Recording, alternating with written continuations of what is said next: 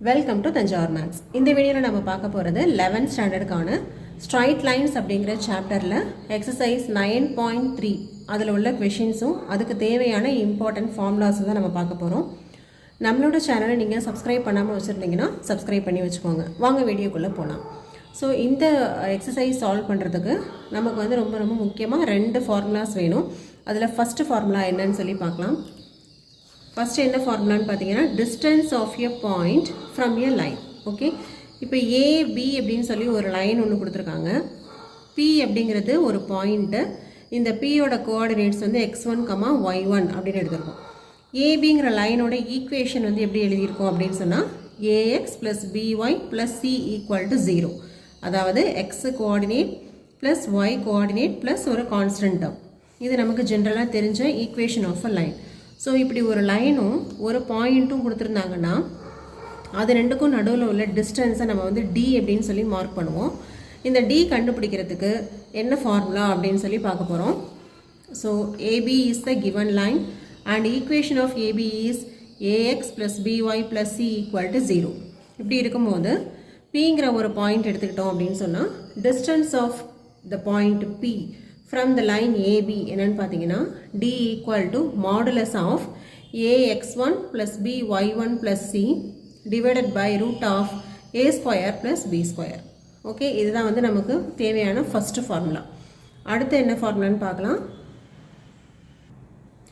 இப்போ second formula என்னன்னு பார்த்தீங்கன்னா டிஸ்டன்ஸ் பிட்வீன் 2 parallel lines. முன்னாடி வந்து ஒரு லைனுக்கும் ஒரு பாயிண்ட்டுக்கும் உள்ள டிஸ்டன்ஸுக்கு ஃபார்முலா பார்த்தோம். இப்போ நம்ம பார்க்க போகிறது 2 parallel லைன்ஸுக்கு நடுவில் உள்ள டிஸ்டன்ஸ். அதாவது L1 அப்படின்னு சொல்லி ஒரு லைன் எடுத்திருக்கோம், இன்னொன்று L2 அப்படின்னு சொல்லி இன்னொரு லைன் எடுத்திருக்கோம். ரெண்டுமே எந்த மாதிரி இருக்குது அப்படின்னு பார்த்தீங்கன்னா parallel லைன்ஸாக இருக்குது. ஸோ L1ஓட ஈக்குவேஷனை ax + by + c1 = 0 அப்படின்னு எழுதிக்கிறோம். L2ஓட ஈக்குவேஷனை ax + by + c2 = 0 அப்படின்னு சொல்லி எழுதிக்கிறோம். ஓகேவா, இது ரெண்டுமே வந்து parallel லைன்ஸ் தான். இந்த லைன்ஸுக்கு நடுவில் உள்ள டிஸ்டன்ஸ் கண்டுபிடிக்கிறதுக்கான ஃபார்முலா என்னன்னு பார்த்தீங்கன்னா distance between L1 and L2 is D = modulus of C1 - C2 divided by √of a square + b square. இந்த 2 ஃபார்முலாஸ் தான் வந்து நம்ம இப்போ போட போகிற இந்த 9.3 எக்ஸசைஸில் நம்ம அதிகமாக யூஸ் பண்ண போகிற ஃபார்முலாஸ். ஏற்கனவே உள்ள ஃபார்முலாஸ் எல்லாமே அந்தந்த எக்ஸசைஸ்க்கு முன்னாடி நம்ம வந்து இன்ட்ரொடக்ஷனில் கொடுத்துருக்கோம். ஸோ இப்போ நம்ம வந்து எக்ஸசைஸ் சம் வந்து ஃபஸ்ட்டு சம் பார்க்கலாம். ஸோ ஃபஸ்ட்டு எக்ஸசைஸ் 9.3ல ஃபஸ்ட்டு கொஷின் என்னன்னு பார்க்குறோம். Reduce the following equation into slope intercept form and find their slopes and the y intercept. இங்கே வந்து நமக்கு ஒரு ஈக்குவேஷன் ஆஃப் லைன் வந்து கொடுத்துருக்காங்க, ஒரு 3 ஈக்குவேஷன் ஆஃப் லைனு. அதை மூணு நம்ம என்ன பண்ணணும் அப்படின்னா ஸ்லோப் இன்டர்செப்ட் ஃபார்முக்கு ரெடியூஸ் பண்ணிவிட்டு அப்புறம் அதோட ஸ்லோப் என்ன, இன்டர்செப்ட் என்ன, y இன்டர்செப்ட் என்ன அப்படின்னு சொல்லி நம்ம வந்து எழுதணும். இதில் first question x + 7y = 0. So இதுக்கு வந்து நம்ம வந்து ஸ்லோப்பும் y இன்டர்செப்டும் ஃபஸ்ட்டு கண்டுபிடிக்கலாம். நமக்கு ஏற்கனவே வந்து ஸ்லோப் இன்டர்செப்ட் ஃபார்ம் எப்படி இருக்கும்னு நம்ம ஏற்கனவே போன எக்ஸசைஸில் நம்ம பார்த்துருப்போம். y = mx + c இதான் வந்து general form of slope intercept form. Okay, இப்போ y = mx + c அப்படிங்கிற ஃபார்மேட்டுக்கு நம்ம கொடுத்துருக்கிற ஈக்குவேஷனை கன்வெர்ட் பண்ண போகிறோம். நமக்கு கிவன் ஈக்குவேஷன் என்னென்னு பார்த்தீங்கன்னா x + 7y = 0. இதுலேருந்து நான் ஒய்யை மட்டும் லெஃப்ட் சைடில் வச்சுக்கிட்டு மற்ற எல்லாத்தையும் ரைட் சைட் கொண்டு வர போகிறேன். அப்போ 7y = +x இங்கே வரும்போது -xன்னு ஆகிடும். y = இந்த 7 வந்து இங்கே டிவிஷனில் வந்துடும். இப்போ -1/7 × x அப்படின்னு கிடைக்குது. அதாவது இதை வந்து நம்ம எதோட கம்பேர் பண்ணுறோன்னா y = mx + cங்கிற இந்த ஃபஸ்ட் ஈக்குவேஷனையும் இந்த செகண்ட் ஈக்குவேஷனையும் கம்பேர் பண்ணுங்கள். கம்பேர் பண்ணி பார்க்கும்போது இந்த இடத்துல எக்ஸோட கோஎஃபிஷியன்ட் தான் எம்மாக இருக்குது. அப்போ எக்ஸோட கோஎஃபிஷியன்ட் இந்த -1/7 அப்படிங்கிறது தான் வந்து ஸ்லோப்போட வேல்யூ. நெக்ஸ்ட்டு +cன்னு வருது, நமக்கு இங்கே எந்த டேர்முமே இல்லை. அப்போ +0 அப்படின்னு எடுத்துக்கலாம். அப்போ y இன்டர்செப்ட் நமக்கு என்ன கிடைக்குதுன்னா 0 அப்படின்னு சொல்லி கிடைக்குது. ஸோ இந்த ஃபஸ்ட்டு கொஷினுக்கு ஸ்லோப்போட வேல்யூ -1/7 அண்ட் y இன்டர்செப்ட் = 0 அப்படின்னு கிடைக்குது. இது ரொம்ப ரொம்ப சிம்பிள். இது வந்து ஒரு 1 வேர்ட்லேயோ இல்லை 2 மார்க்லேயோ தான் கேட்பாங்க. நெக்ஸ்ட் இதே மாதிரி இதே மெத்தடில் செகண்ட் சம் பார்க்கலாம். ஸோ நமக்கு வந்து slope intercept form, slope intercept form அப்படின்னு பார்த்தீங்கன்னா என்ன அப்படின்னு பார்த்தீங்கன்னா general equation y equal to mx plus C. இதான் வந்து நம்மளோட ஸ்லோப் இன்டர்செப்ட் ஃபார்மோட ஜென்ரல் ஈக்குவேஷன். இப்போ கிவன் ஈக்குவேஷனை இந்த ஈக்குவேஷன் மாதிரி நான் கன்வெர்ட் பண்ணி எழுத போகிறேன். இப்போ given equation 6x plus 3y minus 5 equal to 0. இப்போ y டேர்ம் மட்டும் லெஃப்ட் சைடில் வச்சுக்கிட்டு மற்ற எல்லாத்தையுமே நான் ரைட் சைட் கொண்டு போகிறேன். அப்போ 3y ஈக்குவல் டு இந்த 6x ரைட் சைடு வந்தாக்க மைனஸ் 6xன்னு வந்துடும். மைனஸ் 5 ரைட் சைடு போச்சு அப்படின்னா ப்ளஸ் 5 ஆகிடும். நெக்ஸ்ட் இந்த 3ஐயும் இங்கே ரைட் சைடு கொண்டு வாங்க. அப்போ இங்கே மல்டிப்ளிகேஷனில் உள்ளது இங்கே வரும்போது டிவிஷனில் வந்துடும். 6/3x ப்ளஸ் 5/3 அப்படின்னு கிடைக்கும். இப்போ இதையும் நம்ம கேன்சல் பண்ணோம் அப்படின்னா இங்கே வந்து 2 வந்துடும். இப்போ மைனஸ் 2x ப்ளஸ் 5/3 அப்படின்னு கிடைக்குது.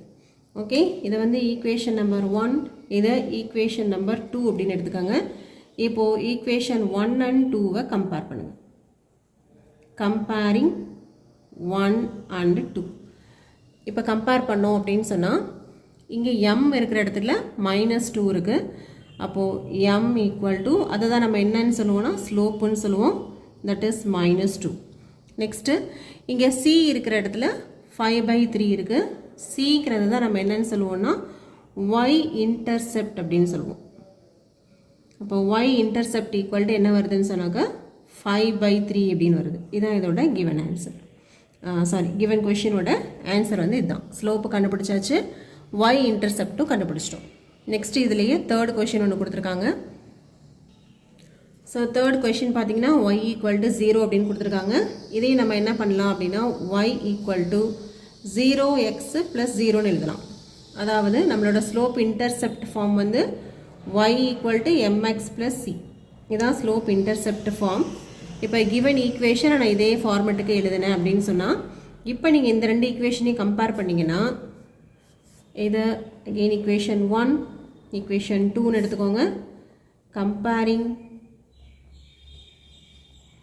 ஈக்குவேஷன் 1 அண்ட் ஈக்குவேஷன் 2 கம்பேர் பண்ணிங்கன்னா எம்மோட வேல்யூ, அதாவது ஸ்லோப் எம்ங்கிறது தான் நம்ம ஸ்லோப்புன்னு சொல்லுவோம், தட் இஸ் 0. அண்ட் சி அப்படிங்கிறது தான் நம்ம வந்து என்னென்னு சொல்லுவோம்னா y இன்டர்செப்ட் அப்படின்னு சொல்லுவோம், தட் இஸ் ஆல்சோ 0. ஸோ இதுதான் வந்து தேர்ட் கொஷினோட ஆன்சர். ஸோ ஃபஸ்ட்டில் உள்ள 3 கொஷினுக்கும் ஆன்சர் போட்டாச்சு.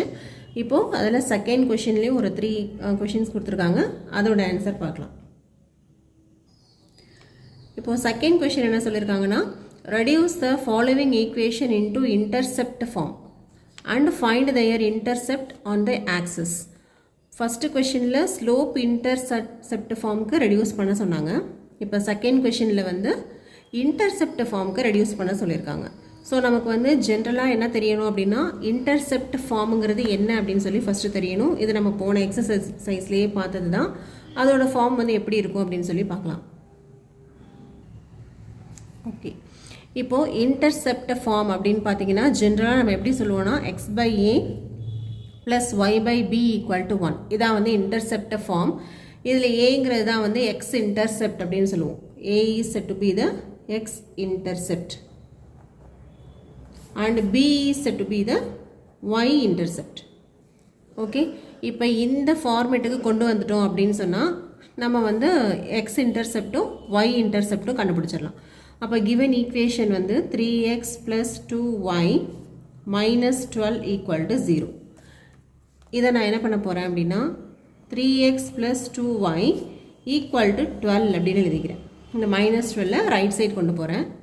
இப்போ எனக்கு ஈக்குவல்ட்டுக்கு அந்த பக்கம் வந்து 1 அப்படின்னு சொல்லி கொண்டு வரணும் இல்லையா, அதான இன்டர்செப்ட் ஃபார்ம். இந்த 1ன்னு வரணும் அப்படின்னா டோட்டலாக நம்ம வந்து இந்த ஈக்குவேஷனை ஃபுல்லாகவே 12ஆல் டிவைட் பண்ணிடலாம்.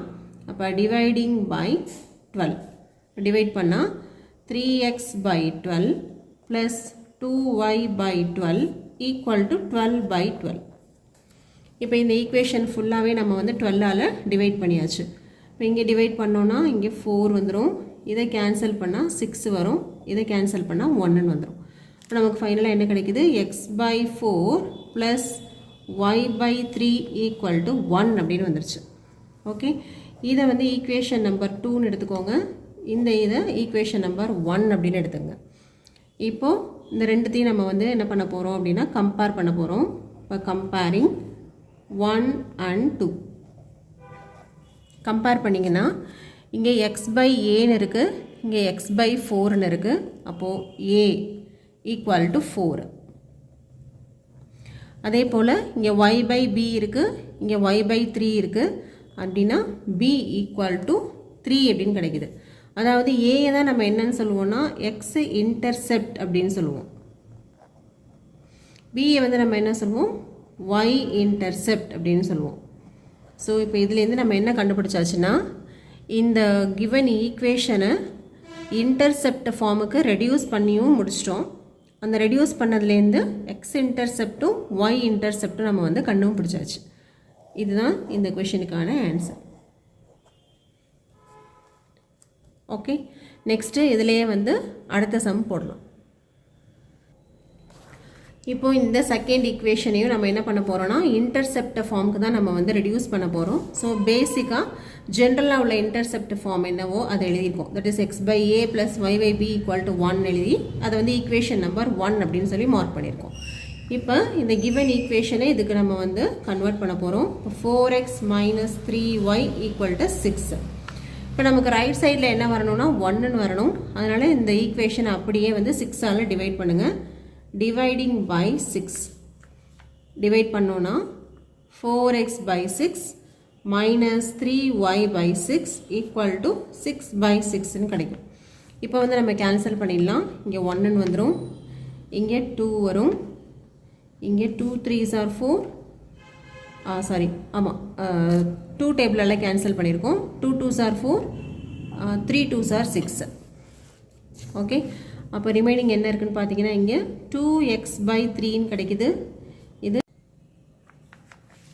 இப்போ பார்த்தீங்கன்னா இங்கே மேலே வந்து நமக்கு இன்டர்செப்ட் ஃபார்ம் அப்படின்னாவே நியூமரேட்டரில் வந்து x/a அதாவது எக்ஸ் டேர்ம் மட்டும்தான் வரணும். அடுத்தது y/b ஒய்ங்கிறது மட்டும்தான் வரணும். அப்படி கொண்டு வந்தால் தான் நம்மளால் இன்டர்செப்ட் ஃபார்முக்கு கொண்டு வர முடியும்.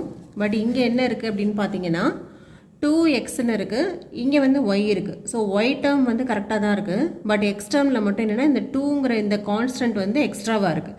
இப்போ இது 2ல் இருக்குது, 2 வந்து மேலே இருக்குது. அப்படிங்கிறதுனால நான் இன்டர்செப்ட் ஃபார்முக்கு கொண்டு வரணும் அப்படின்னு சொன்னால் இதை எப்படி பண்ணலாம்? இப்போது இந்த 2x/3 அப்படிங்கிறதுல இந்த 2ங்கிற டேர்மை வந்து நம்ம வந்து ரிமூவ் பண்ணணும். அதாவது மேலே நியூமரேட்டர்லேருந்து எடுக்கணும். அப்போ என்ன பண்ணலாம், இதை 2 × x/3ன்னு எழுதிக்கலாமா? ஸோ 2 × x/3னா எப்படி எழுதலாம்? 2/1 × x/3. அப்போ என்ன ஆகும், இந்த நியூமரேட்டரில் உள்ளதை கீழே கொண்டு வரும்போது ரெசிப்ரோக்கலாக மாறிடும். அப்போ x/3 × 1/2 ஆகிடும். இந்த 2/1ங்கிறது கீழே வரும்போது 1/2ன்னு வந்துடும். அப்போ இதை ஃபைனலாக நம்ம எப்படி எழுதுறோன்னா x/3/2 அப்படின்னு எழுதிடலாம். ஓகே, இங்கே மேலே வந்து நியூமரேட்டரில் இருந்த 2வை நம்ம வந்து ரிமூவ் பண்ணணும். அதுக்கு என்ன பண்ணுறோம் அப்படின்னு சொன்னால் இதை வந்து 2/1 × x/3ன்னு எழுதிக்கலாம். இப்போ இந்த 2வை வந்து நம்ம மேலே நியூமரேட்டர்லேருந்து ரிமூவ் பண்ணணும், டிவிஷனில் கொண்டு போகணும் அப்படின்னு சொன்னால் இந்த 2/1ங்கிறது டினாமினேட்டருக்கு போகும்போது 1/2ன்னு ரெசிப்ரோக்கலாக மாறிடும். அப்போ இங்கே ஃபைனலாக என்ன கிடைக்குதுன்னா x/3/2 அப்படின்னு கிடைக்குது. ஸோ இந்த டேர்மை நம்ம எப்படி எழுதிக்கலாம் அப்படின்னா x/3/2 அப்படின்னு எழுதிக்கலாம். செகண்ட் டேர்மில் எந்த மாடிஃபிகேஷனும் இல்லை, அதே தான். ஏன்னா மேலே y மட்டும்தான் இருக்குது. ஈக்குவல் டு 1ன்னு நம்ம கொண்டு வந்துட்டோம். அப்போ இதுதான் நமக்கு தேவையான இன்டர்செப்ட் ஃபார்முங்கிறது இதுதான். இப்போ இந்த இன்டர்செப்ட் ஃபார்மை நம்ம வந்து ஈக்குவேஷன் நம்பர் 2 அப்படின்னு சொல்லி மார்க் பண்ணிக்கிறோம். இப்போ நம்ம என்ன பண்ண போகிறோம் அப்படின்னா இந்த ஃபர்ஸ்ட் அண்டு செகண்ட் ஈக்குவேஷனை கம்பேர் பண்ண போகிறோம். That is comparing first and second equation. So நமக்கு ஃபர்ஸ்ட் ஈக்குவேஷன் என்ன இருக்குது, x/a plus y/b equal to 1. இப்போது ஏங்கிற இடத்துல நமக்கு என்ன கிடச்சிருக்குன்னா 3/2 கிடச்சிருக்கு. a equal to 3/2. பிங்கிறது என்னன்னு சொன்னாக்க பிங்கிற பிளேஸில் நமக்கு என்ன இருக்குது, 2 இருக்குது.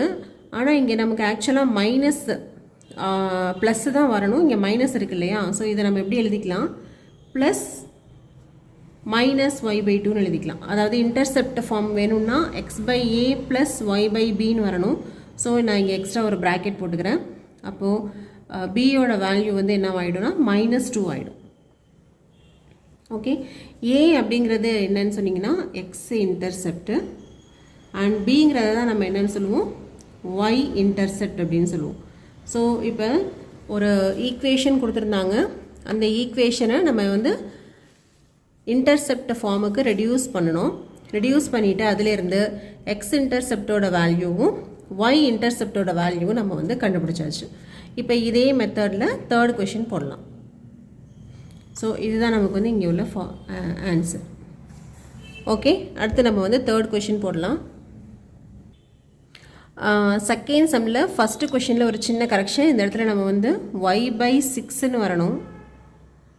இங்கே அதானே கேன்சல் பண்ணோம், 6 2s are 12. பட் நான் பை மிஸ்டேக் 3 அப்படின்னு போட்டேன். ஸோ இது வந்து 3 கிடையாது 6. அப்போ இன்டர்செப்ட் மாறும். எக்ஸ் இன்டர்செப்ட் வந்து 4 அண்ட் ஒய் இன்டர்செப்ட் வந்து நமக்கு 6ன்னு கிடைக்குது. ஓகே, ஸோ 4,6ங்கிறது தான் வந்து இங்கே உள்ள ஆன்சர். இதை மட்டும் கரெக்ஷன் பண்ணிக்கோங்க. அடுத்து நம்ம பார்க்க போகிறது செகண்ட் சம்லேயே உள்ள தேர்ட் கொஷின் பார்க்குறோம். தேர்ட் கொஷின் வந்து என்னென்னு பார்த்தீங்கன்னா 3y + 2 = 0. இதை நம்ம இன்டர்செப்ட் ஃபார்முக்கு ரெடியூஸ் பண்ணணும்.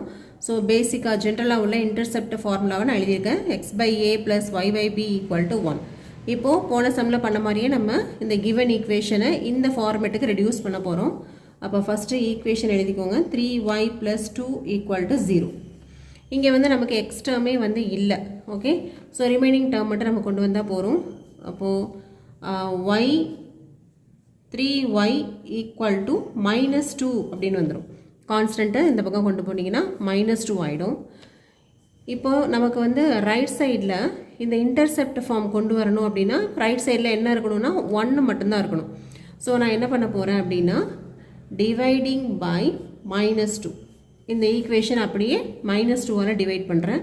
இப்போ 3y பை -2 = 1 அப்படின்னு கிடச்சிரும். அதாவது இங்கே எப்படி வரும்னா -2 டிவைடட் பை -2 ஃபுல்லாக நான் -2ஆல் டிவைட் பண்ணியிருக்கேன். அப்போ இது என்ன ஆகும், -3/2y = 1. இது ரெண்டு கேன்சல் ஆகிடுச்சுன்னா 1 அப்படின்னு வந்துருச்சு. இப்போ எனக்கு எப்படி வரணும்னா மேலே வந்து ஒய்ங்கிற டேர்ம் மட்டும்தான் இருக்கணும், இந்த கான்ஸ்டன்ட்லாம் இருக்கக்கூடாது.